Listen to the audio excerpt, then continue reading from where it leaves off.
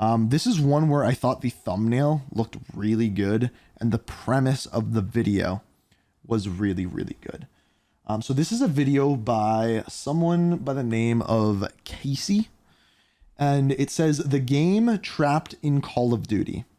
I had no idea what this means, but the thumbnail was really good and I have no idea what is coming. So let's check it out. 57,000, almost 58,000 subscribers. Let's see what Casey, wait a minute. Oh, okay. I thought he had 7 videos. I'm like, how many subscribers with 7 videos is impressive. It's 7 years old, the channel. Anyway, let's dive into this and see what it's all about. Great intro. Call of Duty World War II is afraid to be a video game. Obviously. So we're obviously talking about World War II here. One. It's got levels and guns and achievements and multiplayer. It is an video game. Okay, yeah, I agree. Ahead of release in 2017, developer Sledgehammer Games claimed that World War II... Okay, before he gets into this, I just want to say that my review of Call of Duty World War II was simple. It was just that the game was boring.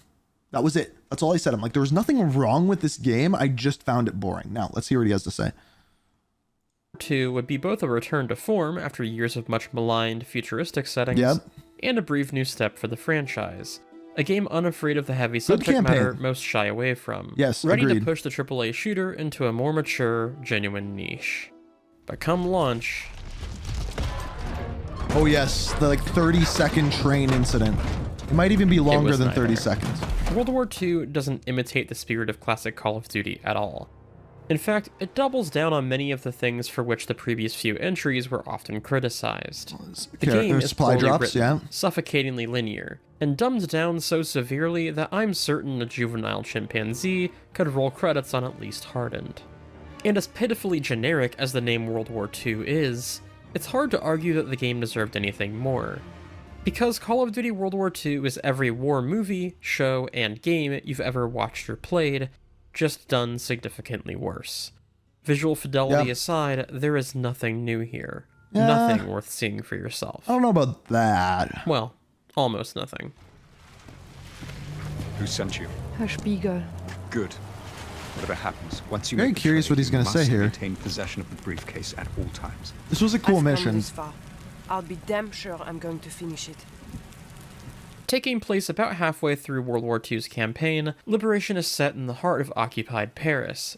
Players control a French resistance fighter, codenamed Rousseau, as she and a British colleague infiltrate a Gestapo headquarters.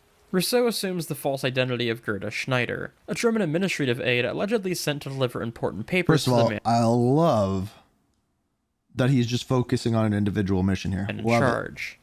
In actuality, her mission is to rendezvous with an inside man, conspiring to destroy the stronghold's defenses and open the floodgates for the liberation of Paris.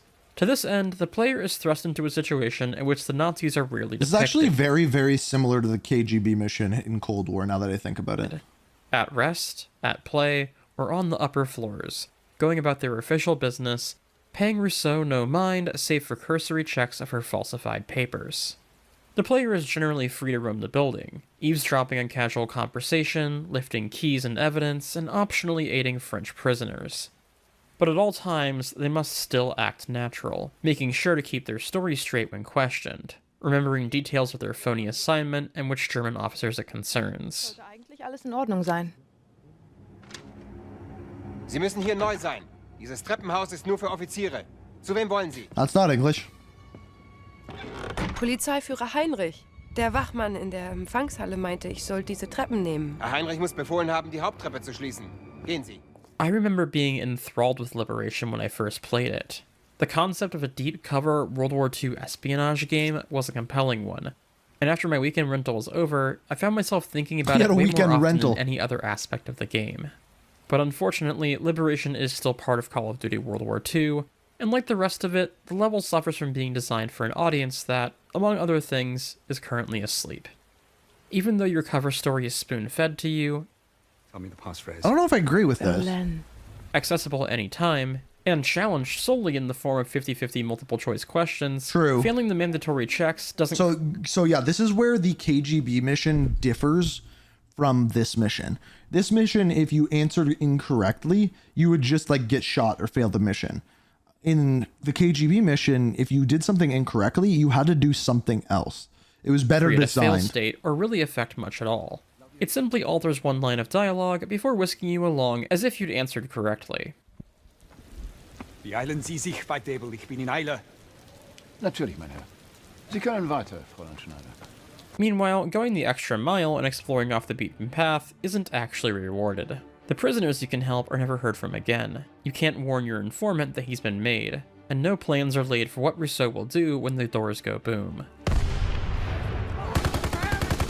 Because, just as quickly as it came, this one moment of brilliance is completely discarded in favor of your standard Call of Duty fuckfest, culminating in a literal I mean, you're playing Call of Duty. You kind of have to expect that. fireworks display. I think the most frustrating thing about Liberation as a level is that, in World War II's 5 Hours campaign, this is the only time where I can tell the folks at Sledgehammer believed in what they were doing. Liberation is fleeting and imperfect, but for just these 20 minutes, I see the silhouette of the game they'd rather have made, and it wouldn't be the last time. The years that followed were eventful ones from Call of Duty.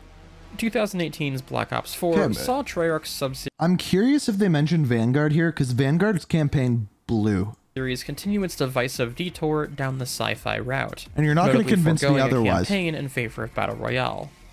2019's Modern Warfare reboot brought a grittier tone and a shiny new engine, giving way to Warzone, the free-to-play live service that, for better or worse, usually worse, now serves as the basis for Call of Duty as a content platform. True. But there was an outlier in 2020's Black Ops Cold Oh, they're War. going to talk about the KGB mission.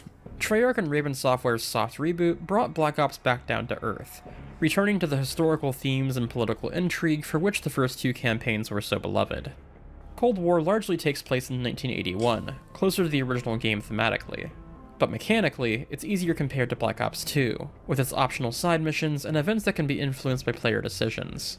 While many of these story beats have little to no effect on the game's conclusion, they do a lot for Black Ops' atmosphere, immersing players in a world of conspiracy while deepening the universe that early games cultivated. And no one level in Cold War's campaign does this half as well as Desperate Measures. Oh, yeah, okay, that is the KGB mission. I thought they were going to say the other one. Desperate Measures takes Yeah. the concept that Sledgehammer explored in Liberation. So that's exactly and what I was widened saying. its scope. The CIA needs a list of Soviet sleeper agents active in the United States, and after other leads come up empty, they realize their only chance is to retrieve the records from deep within the KGB headquarters in Moscow.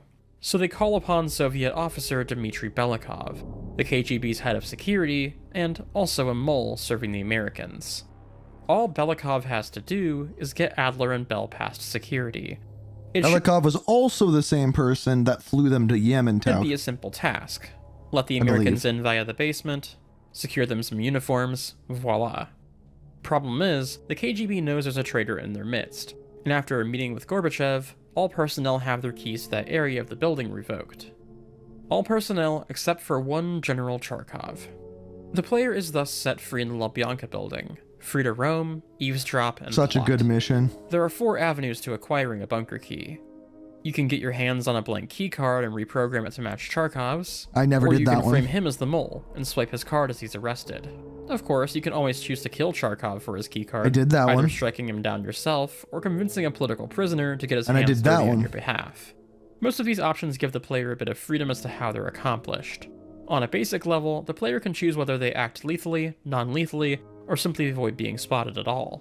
Likewise, you can pick locks at risk of being spotted, or simply look for a vent that leads to where you need to go. Great If you're mission. trying to reprogram a key, you have to gain access to the armory where the blanks are stored. You could just sneak in, or you could break into the war room and forge the paperwork Did Burns say that Kravchenko should have died at the end of Black Ops 1? No, he never said to let that. you walk in the front door. Alternatively, you can always bribe the guard with a nice Cuban cigar, procured from an office downstairs. Can I say something? Hear me out. This is an immersive sim.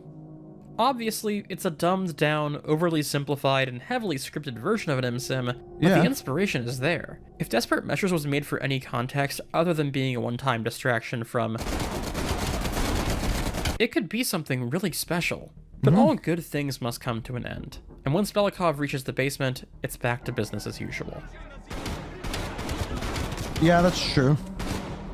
And Adler and Bell there shoot is their- going to be a mission in Black Ops 6 like this as well.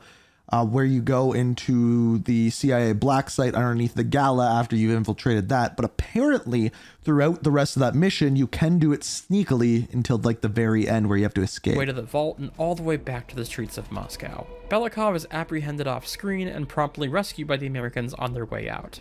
Your choices while playing as Belikov didn't matter. There's no reason to weigh the safety of your options, to act non-lethally, or even to cover your tracks. The level always concludes exactly the same way. That's what really gets me about both of these levels. The concept is fantastic. This is a good point. The presentation is top-notch. But both fall short of their potential because of the game to which they are attached. Solutions must be quick, easy, and must ultimately give way to new reasons. Yeah, like if there were multiple endings or multiple ways of actually finishing that mission, like yeah, if you get caught, then you have to bust your way out on the streets. But if you sneak your way out, why would we have to blow our way out? Like if we sneak all the way in. But what if they didn't? What if Sledgehammer, Raven, or Treyarch got to make a game that was just about espionage? Clearly, all three can build a tense, authentic atmosphere. But what if they got to back it up with true stakes and consequences? If players were allowed to grow familiar with these systems over the course of multiple levels, there would be room to punish hasty decisions. Imagine a game where you had to work to cover your tracks, lest the enemy grow suspicious and tighten security, where managing relationships with other agents played a factor, trading favors to gain valuable intel. What if pushing your asset too hard could endanger their lives, or asking them to do things they disagree with might flip them against you? It sounds hard to pull off, but nowhere in World War II or Black Ops Cold War does the enthusiasm of the folks behind the curtain shine brighter than in these two levels. And with Black Ops 6 looking to feature a very similar one, it seems this is exactly the type of game they want to make, and one that I've been itching to play since 2017. I know the chances that any of these studios ever escapes the COD. This guy is describing an open world spy thriller, not a COD game. But that's what he's saying, is that these games are connected to COD, so that's what they end up being. I also get what you're saying, where you're saying you're buying a COD game, you want a COD game. And it's odd because, yeah, all of my favorite missions from Call of Duty are not the ones that are like Call of Duty missions. Look back to COD 4, we have All Gillied Up. That's not a Call of Duty mission. Like, you can get through that mission until the very end with like firing like very few bullets. And I think that's what makes it good. And I think you can have a variety of these missions. Icebergs, let me ask you a question. Do you want every mission to just be run and gun Call of Duty? Or do you want some of these like other missions? Like, could that entire mission not be a sneaky mission? I think that it is okay to do that. Don't get me wrong, I hate other sneaky missions.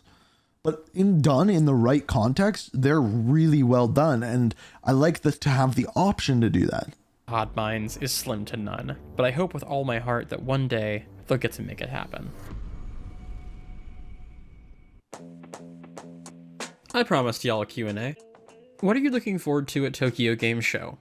There are signs that Microsoft are going to re-release the Transformers Cybertron games, and I bodily need to play those with my friends without making them buy PS3s, so fingers crossed those rumors are true. Best game this year? Honestly, I've not really played anything new this year. Test Drive was the big one I was looking forward to, and it's shit. There are quite a few indie games on my wish list and my backlog that I really need to get around to. Victory Heat Rally comes out next week, and I've heard that I Am Your Beast is excellent, and there are good people behind both of those, so you should check them out. Favorite band? It shifts a lot, and you might be better served by checking my last FM.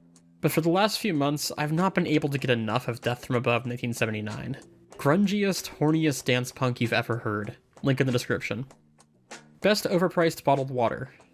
Not a bottle, but a can. I've become a bit of a sparkling water girly lately, and Liquid Death, I don't understand the point of it. While I don't normally like flavors in my bubbly water, the lime Liquid Death is my new grocery store splurge. Oh, okay, that one's flavored water, okay. My Ruby makes the best over easy eggs you've ever had. She essentially makes her own chili oil to fry them in. Oh, I've had that. That's actually good. On a French bread burger bun, lightly toasted with whatever cheese we've got in the fridge. Okay, that just sounds delicious. Real good. That sounds delicious. Would you be up to review some handheld racing games? So I've done a few, and there are more that I'm interested in talking about, but the problem is that presenting those things in ways that are interesting to more than 3 people is really hard.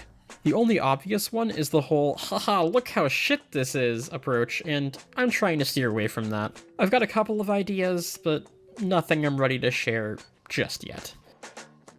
Lastly, but not least, Tempest says, egg bug forever. And yes, egg bug forever. If you know, you know. I don't know. I don't know. I don't know.